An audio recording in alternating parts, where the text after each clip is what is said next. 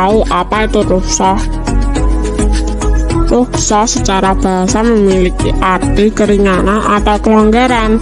Secara istilah, rukhsah diartikan perubahan hukum dari hukum asalnya karena sebab tertentu dengan tujuan untuk memberikan kemudahan dan keringanan. Pada dasarnya, kewajiban tetap harus dilaksanakan sesuai dengan hukum asal, akan tetapi boleh ditinggalkan atau diganti pada bentuk lain karena sebab atau kondisi tertentu. Contohnya, puasa pada bulan Ramadan hukumnya wajib bagi setiap muslim. Akan tetapi, seseorang boleh tidak melaksanakan puasa dikarenakan sedang dalam perjalanan atau sakit dan harus digantikan di hari lain. Kondisi seperti ini dinamakan rukhsah. Surah Al-Baqarah, surah kedua ayat 286 disebutkan, artinya, Allah tidak membebani seseorang melainkan sesuai dengan kesanggupannya. Dia mendapat pahala dari kebajikan yang dikerjakannya, dan dia mendapat siksa dan kejahatan yang diperbuatnya. Pada penggalan ayat di atas, Allah SWT memberikan beban kepada manusia sesuai kesanggupannya. Pahala akan diberikan melebihi dari apa yang diusahakan, sedangkan siksaan diberikan seimbang sesuai dengan kejahatan yang dilaksanakannya. Dalam hal ini, manusia tidak diberikan dengan yang berat dan sukar. Islam mempunyai asas mudah, ringan, dan tidak sempit. Agama menghendaki kemudahan, bukan kesukaran. Apa saja yang menjadi alasan dibolehkan rukhsah? A. Tujuan rukhsah bukan untuk berlaku zalim, dosa, atau meringankan sesuatu hukum yang sudah ringan. B. Orang yang sedang dalam perjalanan atau musafir diberikan keringanan sesuai dengan jarak dan kondisi yang ditentukan. C. Rukhsah bagi orang jika tidak mampu menjalankannya seperti puasa di bulan Ramadan dikarenakan musafir atau sakit. D. Rukhsah bertujuan pula untuk menghilangkan kesulitan dan menghendaki keringanannya sampai menemukan kelapangan sesudahnya. Manusia dapat memilih antara melaksanakan azimah atau ketentuan semula atau rukhsah keringanan. Rukhsah terbagi dua macam, yaitu A. Rukhsah yang mengandung ihsan atau kebaikan. Pelaksanaan azimah atau rukhsah dipilih oleh seseorang apabila rukhsah yang dipilih itu lebih baik. Contohnya, musafir tidak berpuasa pada bulan Ramadan. B. Rukhsah yang menggugurkan hukum azimah. Hukum yang awalnya haram dapat menjadi halal karena rukhsah dalam keadaan tertentu. Contohnya, meminum tuak atau memakan bangkai pada saat keadaan tertentu dapat dihalalkan.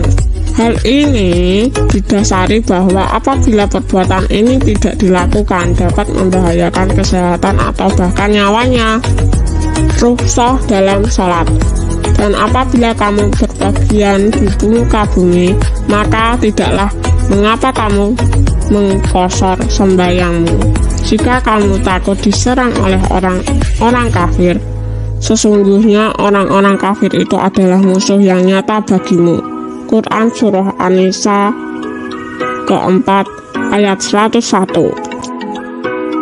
Sholat jamak boleh dilakukan bagi orang yang sedang melakukan perjalanan jauh atau pada kondisi darurat.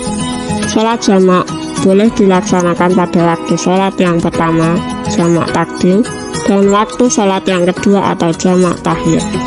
Qashar sholat adalah meringkas rakaat sholat fardu 4 rakaat menjadi 2 rakaat. Sholat fardu yang boleh diqashar adalah zuhur, asar, dan isya. Sedangkan maghrib dan subuh tidak boleh diqashar. Rukhsah dalam puasa. Puasa adalah salah satu ibadah yang bertujuan untuk mencapai ketakwaan. Setiap pahala dilipat gandakan olehnya pada bulan Ramadan. 1. Orang sakit. Artinya, yaitu dalam beberapa hari yang tertentu. Maka barang siapa di antara kamu ada yang sakit atau dalam perjalanan, lalu ia berbuka, maka wajiblah baginya berpuasa sebanyak hari yang ditinggalkan itu pada hari-hari yang lain. Dan wajib bagi orang-orang yang berat menjalankannya jika mereka tidak berpuasa, membayar fidyah, yaitu memberi makan seseorang miskin. Barang siapa yang dengan kerelaan hati mengerjakan kebajikan, maka itulah yang lebih baik baginya, dan berpuasa lebih baik bagimu jika kamu mengetahui. Quran Surah Al-Baqarah kedua 184. 2. Musafir adalah orang yang sedang dalam berpergian. 3. Wanita haid atau nifas. Wanita haid atau nifas, wanita yang haid atau nifas wajib meninggalkan puasa dan mengganti puasanya. Namun mereka dapat mengganti puasanya di hari lain. 4. Wanita hamil atau menyusui. Hamil atau menyusui diperbolehkan tidak berpuasa pada bulan Ramadan. 5. Orang tua renta yang tidak mampu menjalankan. Orang tua renta adalah orang tua yang tidak mampu lagi melaksanakan puasa, diperbolehkan meninggalkan puasa dan menggantinya dengan membayar fidyah.